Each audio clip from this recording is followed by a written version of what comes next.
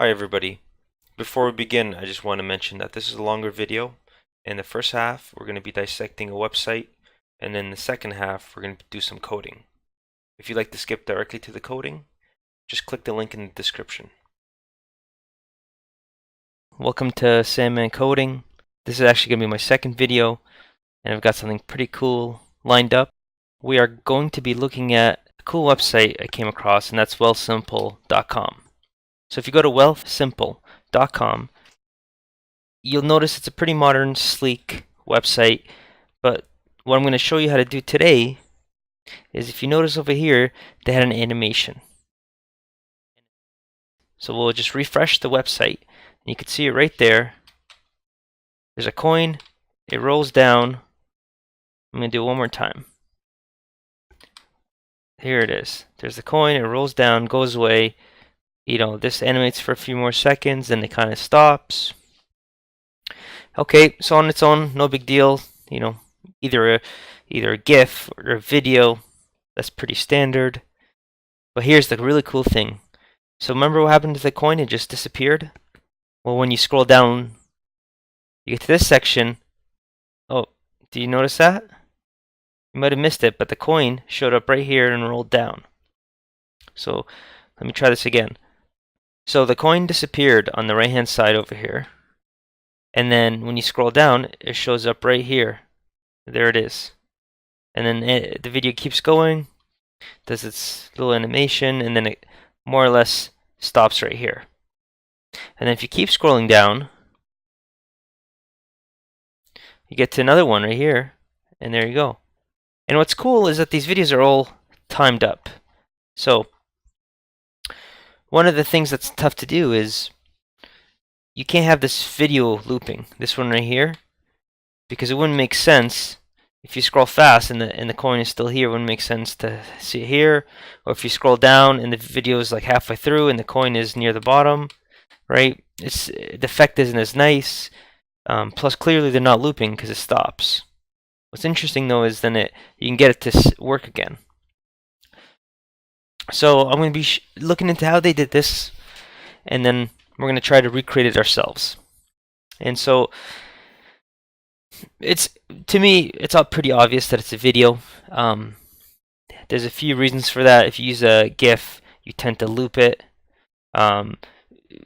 GIFs aren't as popular anymore for websites. Videos tend to be smaller, faster, and easier to work with. What's really nice about their video, though, is unlike a lot of videos, for example, look at the video at the top.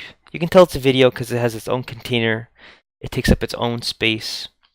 But you look at this video over here, honestly, like right now, it's just an image, really. What's great about their videos is that the text, which you can select, so the text is definitely not part of the video, blends in really well with the video. And I'll get to that in a second. But so usually when I'm starting out and I'm not sure how things are done, first thing we got to do is we got to dig into the code a little bit. At least take a look at the HTML.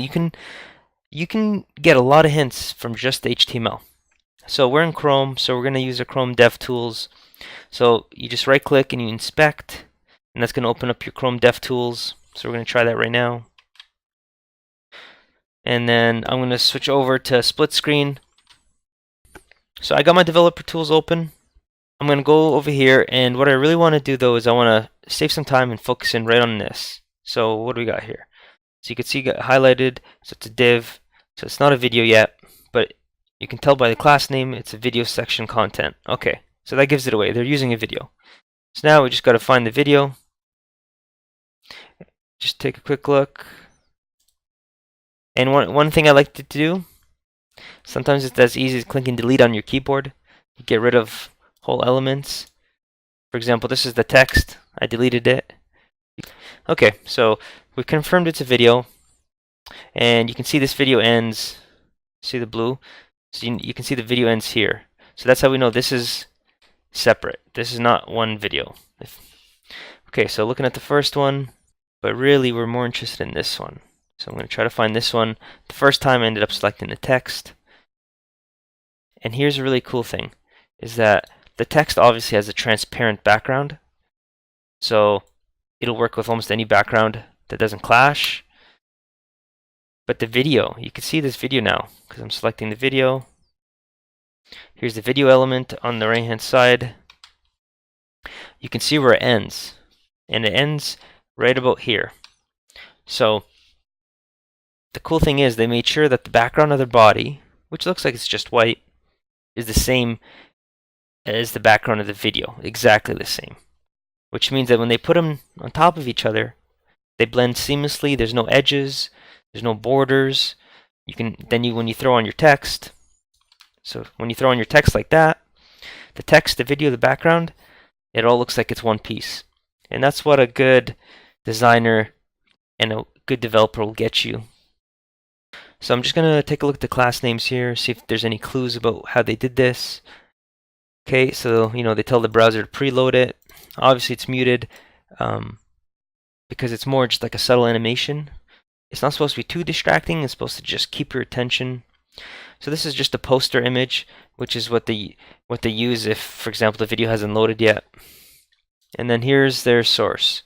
So you can see it's an MP4 file, so nothing special there. Here's their source again. Okay, so all that really told us is that it's a video. Notice how they have a JavaScript video class name. So that tells us that they're using JavaScript to help manipulate it. And so what I think is happening is this is all triggered by JavaScript and scrolling.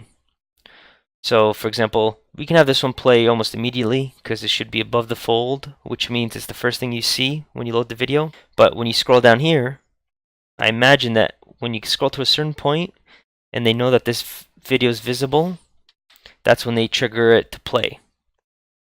And here's another clue that kind of tells me that's what's happening here. I let the video play once and I notice it stops. So I know it's not looping. And there's also no looping property here. So I know it's not looping. It looks like the video ended, but when I scroll just a tiny bit, and I'm about to do that, you'll see it'll trigger the video again.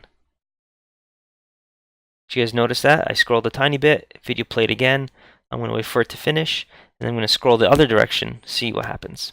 So I'm going to scroll up right now, and it triggered it. And then what happens if I'm mostly out of the frame? So I can't. If you watch closely, it doesn't look like the video triggered. The video hasn't triggered yet. Video hasn't triggered yet. Video hasn't triggered yet. There we go. Video triggered right about here. Okay, so let's get into the coding aspect of it. The first thing we want to do is add in our videos, and that's pretty straightforward. We just add in the video tags, so we can just bring up the Mozilla Developer Network if you don't know. And so you can see here, it's just a video tag with a source. We're going to be using MP4. If you have multiple sources, you can put both in and let the browser decide which one to render. But for our example, it doesn't really matter. We're not going to add controls because we don't want to be able to pause and play. We almost want it to be as part of the background. So we have video. We have a source now. And so I already downloaded some, put them in my media folder, and hopefully you guys like it. So we've got a boy kicking a soccer ball, and then it's going to be going into the net as you scroll down. Okay. So let's see what that looks like. Okay, and then if we turned on autoplay by giving it the autoplay flag, there you go, it autoplays. So that's going to be the first one. Let's give it a class. So we're going to call it video underscore kick. Let's put in a big header. You won't believe what happened next. And let's put in the next video. So this is going to be called net. We have to give it a source to play off of. So that's going to be net2 mp4. Okay, let's take a look. So there we go, these are the two videos. So this one's going to be the player kicking it, and then we want it to hit the net once, bounce off, and pause, just like that. So we want both of these videos to be larger because right now you can see both, so there's no scrolling we can add in. We're going to go over into our CSS. Within the CSS for both videos, we want to apply the style where the width is 100%. There we go. We'll give large margins. So margin bottom. Let's go 40 pixels. Okay. We have our H1. We're going to go margin top. It's 50 view height. And margin bottom 50 view height. Basically, we want to make sure that this second video isn't above the fold, so we have to scroll down to find it. And then for the net video, we want to make sure there's some extra white space below. So let's say margin bottom 300 pixels. So here you go. You can't see the second video, you have to scroll down to find it. So that'll be good enough for our tests. Probably went a little bit too crazy with everything. Okay, this is perfect. So we got that set up. Now the unfortunate thing is, whenever you want to look into scrolling and do scrolling animations, you almost always have to get into the JavaScript. But the good news is it's not so bad. There's only a few things we're going to use. So one of the things we're going to use is we can use JavaScript to tell the video to play. So then we just have to figure out when do we tell it to play. And so that means you have to keep track of the scrolling. So I'm going to walk you through that. So first things first, we're going to want to select these videos so we can control them. We're going to keep it simple. So we've got these two video elements. Give them both class of video. And now we can select them simply by saying, so const video1 is going to be document.get elements by tag name. Now this is not as efficient as using an ID, but as long as your website's not overly bloated, you'll be fine. If you want, you could just set an ID to each video and use get element by ID. So we're going to get them by tag name, and the tag is video. And then this is going to return to us a node list, and so we want the first element to be video 1. And we can copy that.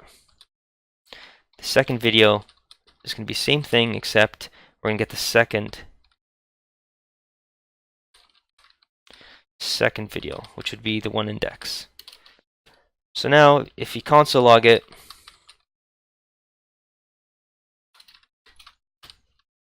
you should be able to see that it works.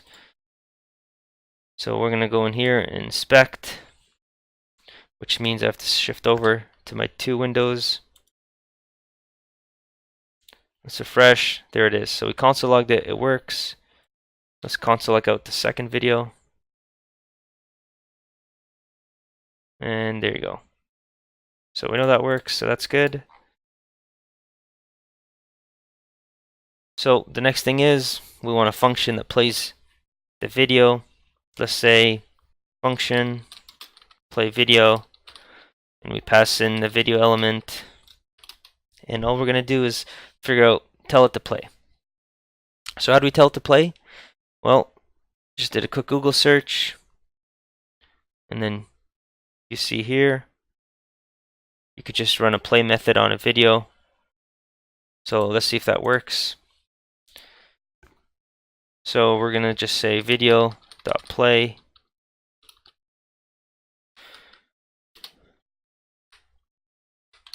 And then we're going to console log try to play a video. And then what we want to do is we want to trigger this function. So we'll say play video 1. And then this should run as soon as we refresh the page. So we should see this first video play. Bam. Try to play video, and the video played once. That's perfect. So we know that works. But for now, we don't need to play anything. We'll go back to our code. Okay, the next thing is we have to set it up so we only play the video when we need to. And let's focus on this one. Basically, we want to scroll down when it's halfway visible, right about now. We want it to play. First thing we want to do is we want to keep track of how much we've scrolled. One way to do that is to just use window.scrollY. So for example, I'll console log window.scrollY, and it should show up 0 when I refresh, right there. And then if I scroll down and I refresh, it should show us that new number. That's fine and dandy, but the problem is this only runs once when I refresh. So what I want to do is I want to add something that's called an event listener. So we'll take the window, we'll add an event listener, and we'll give it an event type. So we're looking for a scroll event. When that runs, we're going to run a function,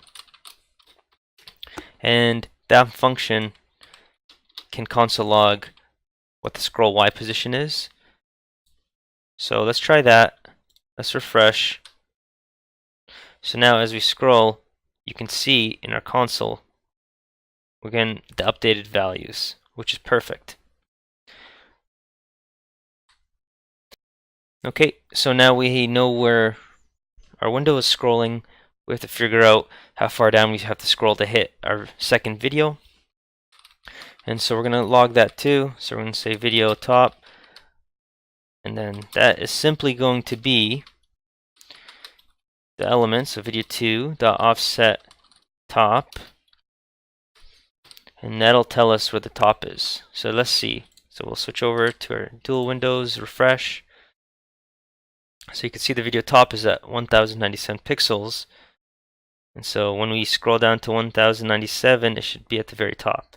And actually, we can't even scroll that. We can't even scroll that far. Because right now, if we've hit the end of the page, we can't scroll anymore. And we are only at 971 pixels. Since even when the scroll of the window is 0, we can actually see all the way to the bottom of the window. We have to add the height of the window when we're keeping track of the scrolling. So if we just add that to our scroll Y, and we say window.innerHeight, so that's the height of the window plus the scroll position will tell us what the bottom can see. So now, as we scroll a tiny bit, we're already at 1059, and so we should almost be able to see the video soon, according to this. And then, of course, with my next scroll, we pass the video. So that's perfect. So those are the two numbers that are going to help us trigger the video. And so now it's just some basic math. We want the video to trigger when it's visible, but half of it is there. Okay, so now we want to determine what the trigger is going to be for the second video. So we're going to call it video 2 trigger. And that's going to be video 2's offset top plus it's going to be half the height. So we're going to use video 2 the offset height divided by 2, and then we're going to console log that to make sure there aren't any problems. So we'll save, refresh. You can see that's our trigger now, 1332 pixels. So now we can move back down to our event listener. So we know this is this current scroll position.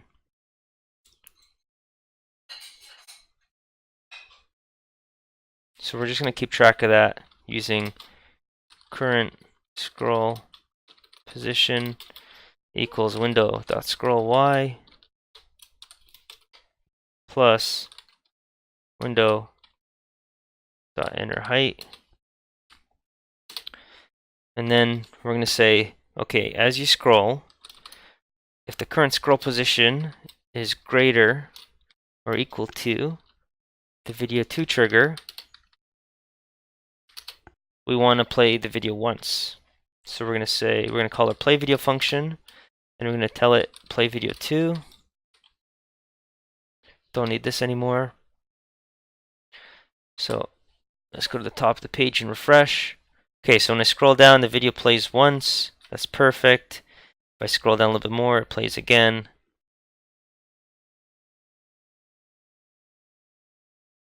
Now, of course, you have to keep in mind, if there's another third video, like Wealthsimple's website, this will keep playing the second video. So you almost want to put a lower bound. So to put the lower bound on there, we can just create a video 2 lower bound value, and that's going to be very similar to our trigger. So we're going to take the offset top, and we're going to take the offset height, but this time we will not divide by 2.